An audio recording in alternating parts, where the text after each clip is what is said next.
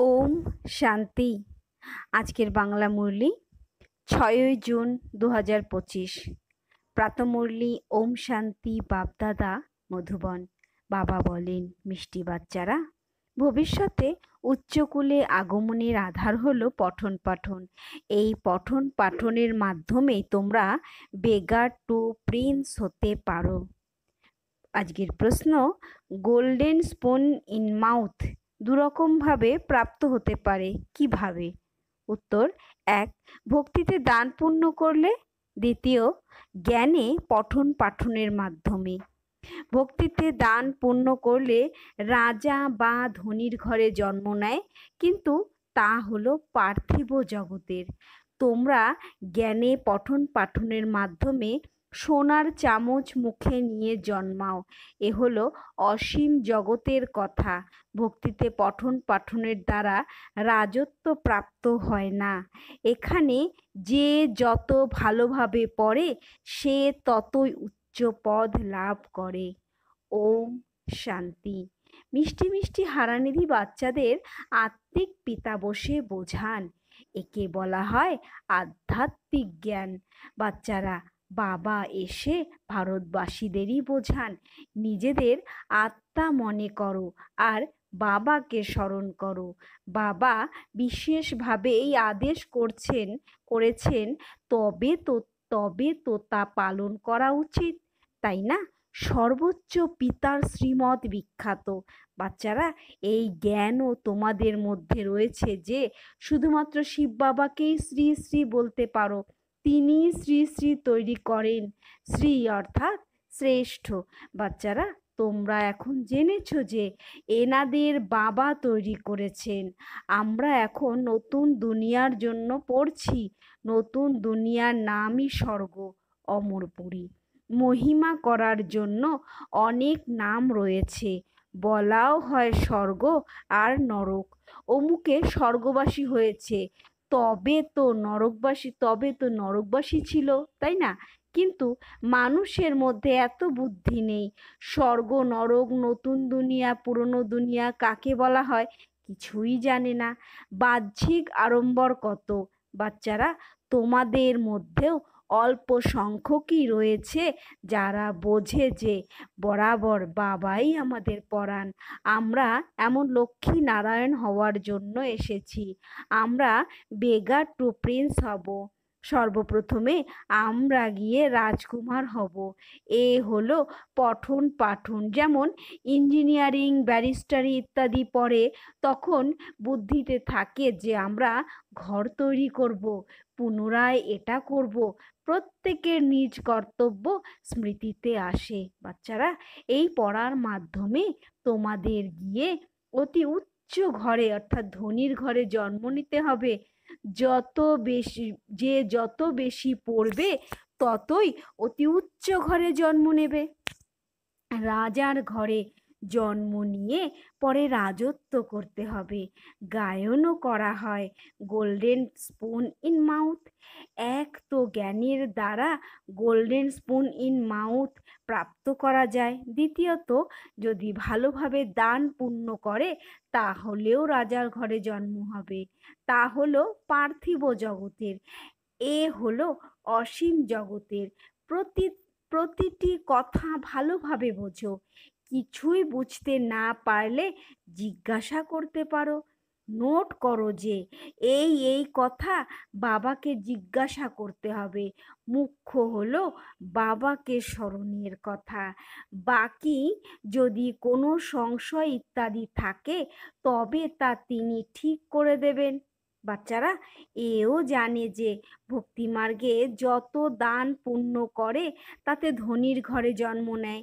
কেউ যদি খারাপ কর্ম করে তবে এমন জন্মলাভ করে তাও বাবার কাছে আসে। কারোর মতো এমন কর্মবন্ধন রয়েছে যে সে কথা আর জিজ্ঞাসা করো না। এসব হলো অতীতের কর্মবন্ধন। রাজারাও কেউ এমন হয়, কর্মবন্ধন অতি কঠিন হয়। এই লক্ষ্মী নারায়ণের কোনো কর্মবন্ধন নেই। ওখানে হলো যোগ বলের দ্বারা রচনা অর্থাৎ জন্ম। আমরা যখন যোগ বলের দ্বারা বিশ্বের রাজত্ব নিতে পারি, তাহলে কি সন্তানের জন্ম দিতে পারবো না? পূর্বে সাক্ষাৎকার হয়ে যায়, ওখানে এ হলো সাধারণ কথা। খুশিতে বাদ্য বাজতে থাকে, বৃদ্ধ থেকে শিশু হয়ে যায়। মহাত্মাদের থেকেও শিশুদের অধিক সম্মান দেওয়া হয়, কারণ সেই মহাত্মা তো তবুও সারা জীবন অতিবাহিত করে বড় হয়েছে। বিকারকে জানে, ছোট বাচ্চারা তো তা জানে না, তাই মহাত্মাদের থেকেও উচ্চ বলা হয়। ওখানে অর্থাৎ স্বর্গে তো সকলেই মহাত্মা। কৃষ্ণকেও মহাত্মা বলা হয়, তিনি হলেন সত্যিকারের মহাত্মা। সত্যযুগেই মহান আত্মারা থাকে, তাদের মতন এখানে কেউ হতে পারে না। বাচ্চারা, তোমাদের অন্তরে অত্যধিক খুশি থাকা উচিত। আমরা এখন নতুন দুনিয়ায় জন্ম নেব। এই পুরনো দুনিয়া শেষ হয়ে যাবে। ঘর যখন পুরনো হয়ে যায়, তখন নতুন ঘরের জন্য আনন্দ হয়, তাই না? কত ভালো ভালো মার্বেল ইত্যাদির ঘর তৈরি করা হয়। জৈনদের কাছে প্রচুর অর্থ থাকে, তাই তারা নিজেদেরকে উচ্চকুলের মনে করে, কিন্তু বাস্তবে এখানে কোনো উচ্চকুল থাকে না। উচ্চকুলে বিবাহের জন্য ঘর খুঁজতে থাকে, ওখানে কুল ইত্যাদির কোনো কথা নেই। ওখানে তো একটি একটি দেবতাকুল রয়েছে, দ্বিতীয় কিছুই নেই। এর জন্য তোমরা সঙ্গমেই অভ্যাস করো যে আমরা এক পিতার সন্তান, সকলেই আত্মা। আত্মা হলো প্রথমে, পরে শরীর। দুনিয়ায় সকলেই দেহ অভিমানী হয়, তোমাদের এখন দেহি অভিমানী হতে হবে। গৃহস্থ জীবনে থেকে নিজের স্থিতিকে পাক্কা করতে হবে। বাবার কত সন্তান, কত বড় গৃহস্থী, তাহলে অনেক চিন্তাও থাকবে নিশ্চয়ই। এনাকেও পরিশ্রম করতে হয়। আমি কোনো সন্ন্যাসী নই, বাবা এনার মধ্যে প্রবেশ করেছেন। ব্রহ্মা বিষ্ণু শঙ্করের চিত্রও তো রয়েছে, তাই না? ব্রহ্মা হলেন সর্বোচ্চ, তবে ওনাকে ছেড়ে বাবা কার মধ্যে আসবেন? ব্রহ্মার কোনো নতুন জন্ম হয় না। দেখো তো কিভাবে এনাকে অ্যাডপ্ট করি। তোমরা কিভাবে ব্রাহ্মণ হও, এসব কথা তোমরাই জানো, অন্যরা আর কি জানে? তারা বলে যে ইনি তো জহুরি ছিলেন, এনাকে তোমরা ব্রহ্মা বলো। ওরা কি জানে যে এত ব্রহ্মা কুমার কুমারী কিভাবে জন্ম নেবে? একটি কথাকে কতভাবে বোঝাতে হয়, এ অতি রহস্যময় কথা, তাই না? এই ব্রহ্মা ব্যক্তি আর উনি, এই ব্রহ্মা ব্যক্ত আর উনি অব্যক্ত। ইনি পবিত্র হয়ে অব্যক্ত হয়ে যান। এ কথা বলে আমি সব সময় পবিত্রই নই, এমন পবিত্র এখন হচ্ছি। প্রজাপিতা তো এখানেই হওয়া উচিত, তা না হলে কোথা থেকে আসবে? স্বয়ং বাবা বোঝান যে আমি পতিত শরীরে আসি, তাহলে অবশ্যই এনাকেই প্রজাপিতা বলা হবে। সূক্ষ্ম লোকে তো বলা হবে না। ওখানে প্রজারা কি করবে? ইনি ইন্ডিপেন্ডেন্টলি পবিত্র হয়ে যান। যেমন ইনি পুরুষার্থ করেন, তেমন তোমরাও পুরুষার্থ করে ইন্ডিপেন্ডেন্টলি পবিত্র হয়ে যাও। বিশ্বের মালিক হও, তাই না? স্বর্গ আলাদা, নরক আলাদা। এখন কত খণ্ড খণ্ড অর্থাৎ বিভক্ত হয়ে গেছে। 5,000 বছর পূর্বের কথা, যখন এনাদের রাজ্য ছিল। ওরা অর্থাৎ অজ্ঞানীরাও আবার লক্ষ বছর বলে। এ কথা বুঝবে তারাই যারা কল্প পূর্বে বুঝেছিল। তোমরা দেখো যে এখন এখানে মুসলিম, পার্সি ইত্যাদি সকলেই আসে। মুসলমানরা নিজেরাই আবার হিন্দুদের জ্ঞান দান করছে। বিস্ময়কর, তাই না? মনে করো কেউ শিখ ধর্মের, সেও বসে রাজযোগ শেখাচ্ছে। যারা কনভার্ট হয়ে গেছে তারাও পুনরায় ট্রান্সফার হয়ে দেবতাকুলে চলে আসবে। স্যাপলিং লাগানো হয়। তোমাদের কাছে খ্রিস্টান পার্সিরাও আসে, বৌদ্ধরাও আসবে। বাচ্চারা, তোমরা জানো যে সময় যখন নিকটে আসবে তখন চতুর্দিকে আমাদের নাম প্রসারিত হবে। তোমাদের একটি ভাষণেই অসংখ্য মানুষ তোমাদের কাছে আসবে। সকলের স্মৃতিতে এসে যাবে যে আমাদের সত্যিকারের ধর্ম এটাই। যারা আমাদের ধর্মের হবে তারা তো সকলে সত্যিই আসবে, তাই না? বাবা বসে বোঝান, তোমরা কাল দেবতা ছিলে, এখন পুনরায় দেবতা হওয়ার জন্য বাবার কাছ থেকে উত্তরাধিকার প্রাপ্ত করছো। তোমরা হলে সত্যিকারের পাণ্ডব। পাণ্ডব অর্থাৎ পান্ডা। ওরা হলো পার্থিব পান্ডা, তোমরা ব্রাহ্মণরা হলে আধ্যাত্মিক পান্ডা। তোমরা এখন অসীম জগতের পিতার কাছে পড়ছো। তোমাদের এই নেশা অধিক মাত্রায় থাকা উচিত। আমরা বাবার কাছে যাই, যার কাছ থেকে অসীম জগতের উত্তরাধিকার পাওয়া যায়। তিনি আমাদের পিতাও। এখানে পড়ার জন্য কোনো টেবিল চেয়ারের প্রয়োজন নেই। এই যে তোমরা লেখো, সেও তোমাদেরই পুরুষার্থের জন্য। বাস্তবে এ তো বোঝবার মতন বিষয়। শিব বাবা তোমাদের পত্র লেখার জন্য এই পেন্সিল ইত্যাদি ধরেন। বাচ্চারা বোঝে লাল অক্ষরে শিব বাবার লেখা এসেছে। বাবা লেখেন আত্মারূপী রুহানি বাচ্চা। বাচ্চারাও বোঝে ইনি আধ্যাত্মিক পিতা, উনি হলেন সর্বোচ্চ, ওনার মতানুসারে চলতে হবে। বাবা বলেন কাম বিকার আর মহাশত্রু, এ আদি মধ্য অন্ত দুঃখ দেবে। এই সেই ভূতের বশবর্তী হয়েও না, পবিত্র হও। আহ্বানও করা হয়, হে পতিত পাবন। বাচ্চারা, তোমরা এখন অতি শক্তি লাভ করো রাজত্ব করার জন্য, যার কেউ জয় করতে পারে না। তোমরা কত সুখী হও। তাহলে এই পড়ায় কতটা মনোযোগ দেওয়া উচিত। আমরা রাজত্ব লাভ অর্থাৎ বাদশাহী লাভ করি। তোমরা জানো আমরা কি থেকে কিসে পরিণত হতে চলেছি। ভগবানুবাচ তো, তাই না? আমি তোমাদের রাজযোগ শেখাই, রাজার রাজা তৈরি করি। ঈশ্বর কাকে বলে সেও কারো জানা নেই। আত্মা আহ্বান করে, ও বাবা, তবে তো জানা উচিত, তাই না? তিনি কবে এবং কিভাবে আসবেন? মানুষে তো ড্রামার আদি মধ্য অন্ত সময়সীমা ইত্যাদিকে জানবে। জেনে তোমরা দেবতা হয়ে যাও। জ্ঞান হলো সদ্গতির জন্য। এ সময় হলো কলিযুগের শেষ। সকলেই দুর্গতিতে রয়েছে। সত্যযুগে হয় সদ্গতি। এখন তোমরা জানো যে বাবা এসেছেন সকলের সদ্গতি করতে, সকলকে জাগরিত করতে এসেছেন। এ কি কোনো কবরখানা? না, তা নয়, কিন্তু গভীর অন্ধকারে পড়ে রয়েছে, তাদের জাগরিত করতে আসি। যে বাচ্চারা গভীর নিদ্রা থেকে জাগ্রত হয়ে যায় তাদের অন্তরে অত্যন্ত খুশি থাকে। আমরা শিব বাবার সন্তান, কোনো রকমের দুশ্চিন্তা থাকে না। বাবা আমাদের বিশ্বের মালিক করেন, সেখানে কান্নার কোনো নামই নেই। এ তো কান্নাকাটির দুনিয়া, ওটা হলো প্রফুল্লতার দুনিয়া।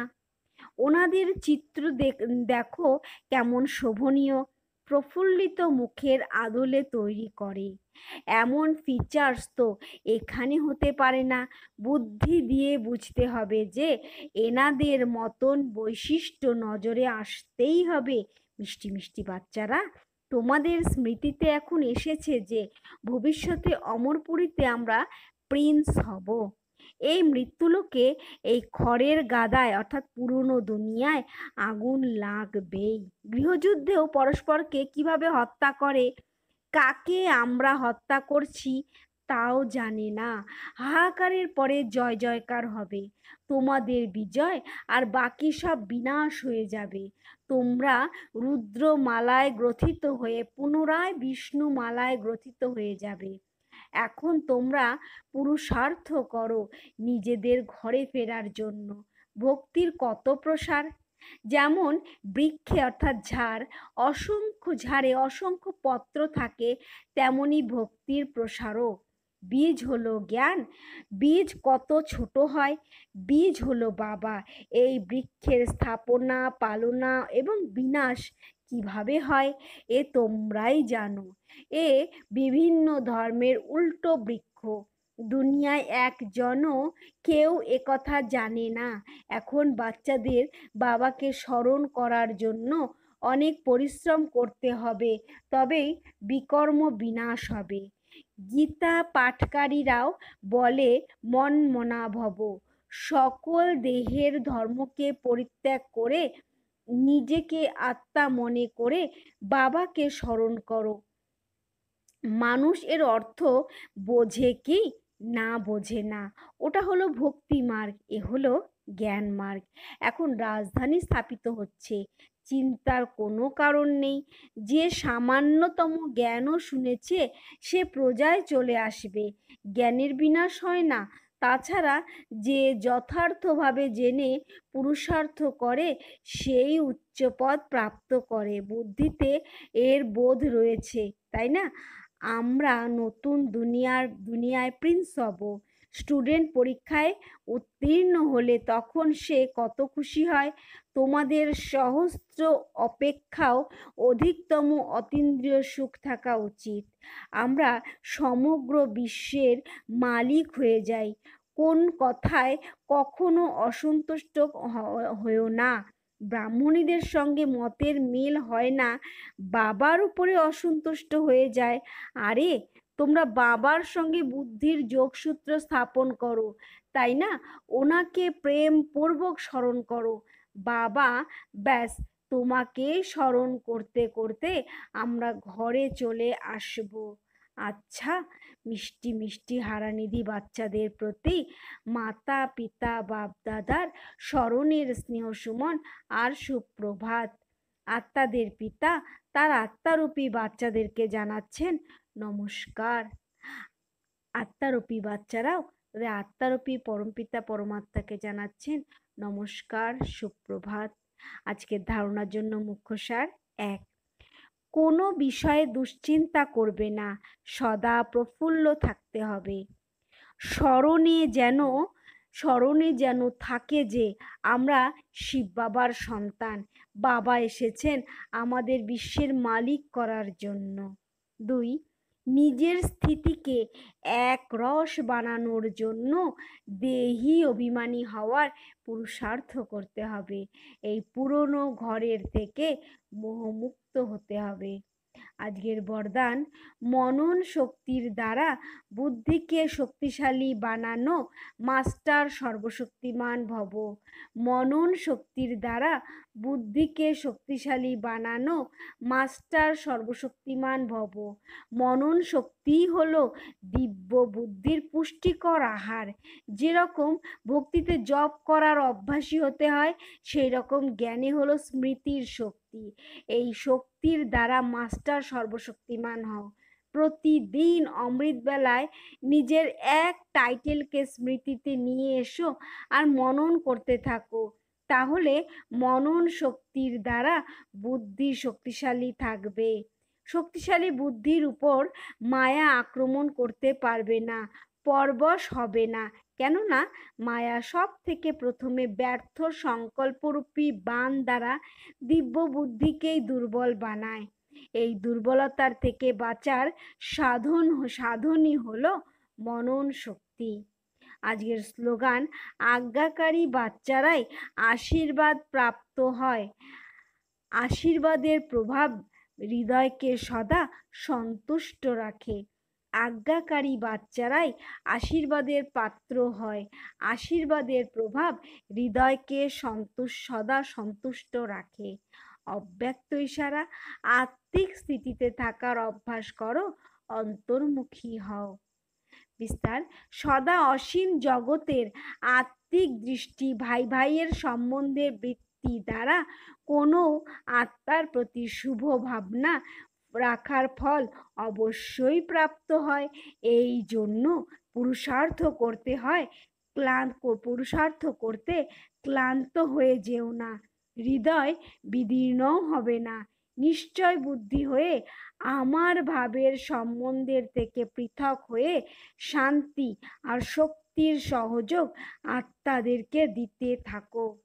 আচ্ছা, ওম শান্তি।